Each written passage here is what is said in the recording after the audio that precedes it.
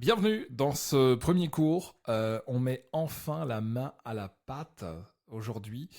Et je vais vous parler de ces trois choses. On va définir en fait dans le premier pilier une vision claire de travail. Et on va travailler surtout sur l'avatar de tes auditeurs. C'est très important de travailler sur l'avatar de tes auditeurs. Donc on démarre le sujet, on parle podcast. Moi, ce que je te conseille, c'est déjà de prendre un stylo et un papier et de pouvoir, ou alors tu le fais sur le PC. Je vais me permettre de te tutoyer, hein, puisque au sein de Radio Mania, on aime bien le tutoiement. Prends un stylo, prends un papier, on en aura vraiment besoin, parce que là, on va définir une vision claire et on va travailler sur l'avatar de tes auditeurs. Alors, je vais te demander d'imaginer, en fait, un projet audio comme une fusée. Pour décoller, il vous faut une destination claire et un public cible bien défini. Parce que si tu décolles et que tu n'as pas une vision claire, imagine que tu pars là de Paris et tu pars pour New York. Imagine que tu dévies d'1%. Tu n'arrives pas à New York, mais tu arrives à Miami. Et c'est ça qui est hyper important dans un projet, c'est d'avoir une idée claire vers où on va aller. Alors je t'ai mis quelques petits points. En fait, j'ai envie d'abord de creuser dans tes passions pour trouver le sujet qui te fait vibrer. Souvent, on veut réfléchir trop loin, on veut aller faire des trucs incroyables. Mais d'expérience, en fait, les choses les plus simples, les choses les plus concrètes, et surtout les choses qui nous font vibrer, partent de nos passions. Donc, quelles sont aujourd'hui tes passions ? Tu tires une ligne sur ta feuille, et écris-moi 5 passions que tu as. Tu as peut-être une passion pour les chevaux. Tu as une passion pour la pêche. Tu as une passion pour le sport. Eh bien, écris-moi ça. Écris-moi ça.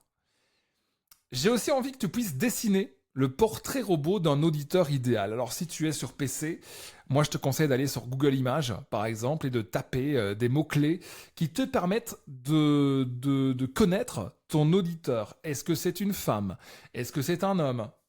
Est-ce que cette femme ou cet homme a entre 25 et 30, entre 35 et 40, entre 40 et 60, plus que 60 ans?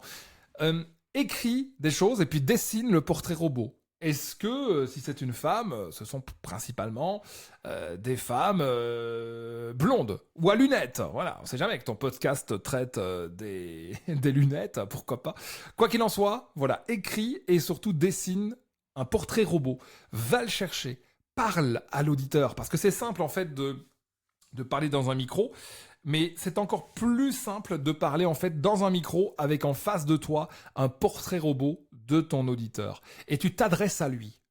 Ça peut paraître bête, mais si tu le fais, tu vas voir que ça fonctionne et que tu auras de moins en moins de mal en fait à t'exprimer et à aller chercher des auditeurs qui ressemblent à ce portrait robot.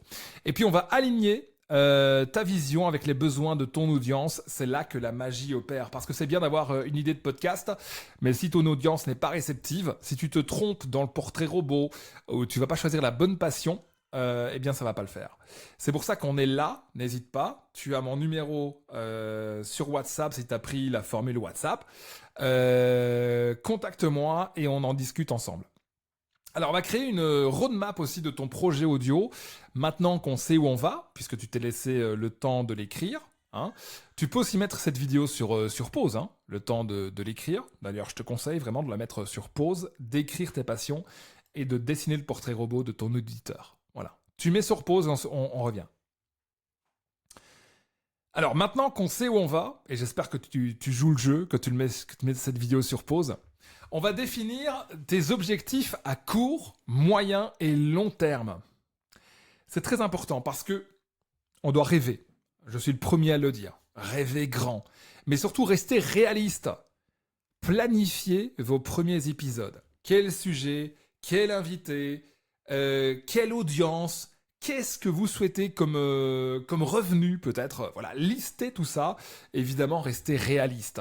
Impossible de faire 300 000 € avec un podcast alors que vous venez de démarrer, vous avez 2 épisodes en ligne, c'est impossible.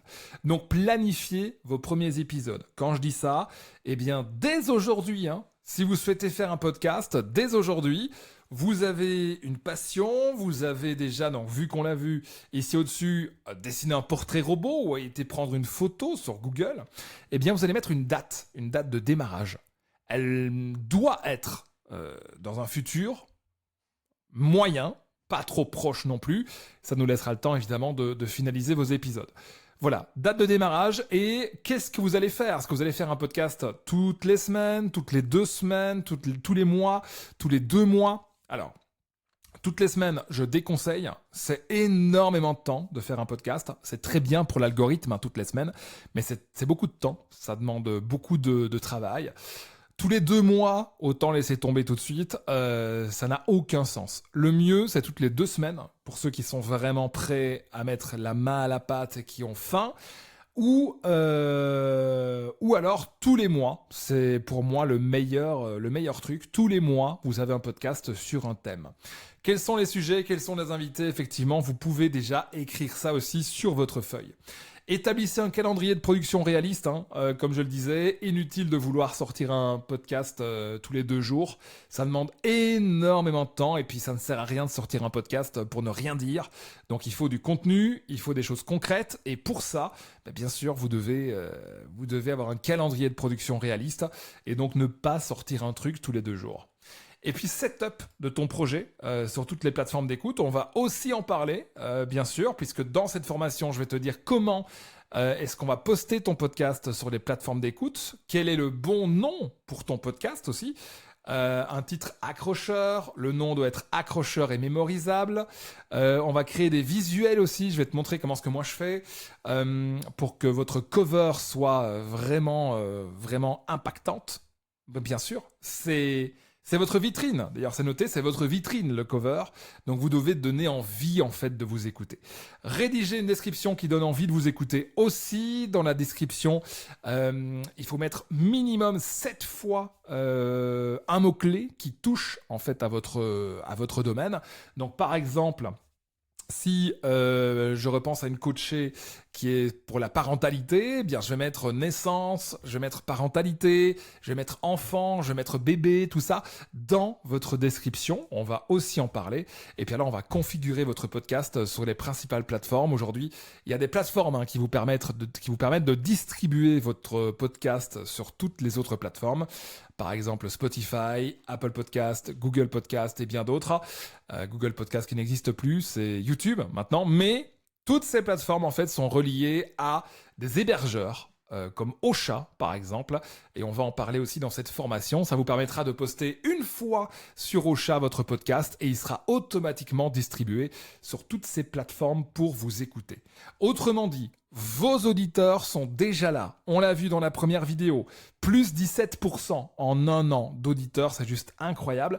Ce qu'il faut, c'est vous démarquer, avoir la pochette accrocheuse, le titre accrocheur, une description qui donne envie, et puis surtout, un podcast de qualité. C'est pour ça que nous, on est là, qu'on vous accompagne pour créer en fait une coquille et un épisode, et puis des épisodes de qualité, avec un micro qui est professionnel, avec une pochette, avec tout ce qu'on a dit, avec un son, avec peut-être des extraits musicaux, avec peut-être des effets sonores dans votre podcast. Je pense à Pascal par exemple, qui a sorti un podcast sur les abeilles. Voilà, allez l'écouter, c'est sur toutes les plateformes. On a réussi et on l'a accompagné à sortir ce podcast. Eh bien, Pascal nous met des effets, c'est vraiment assez bluffant.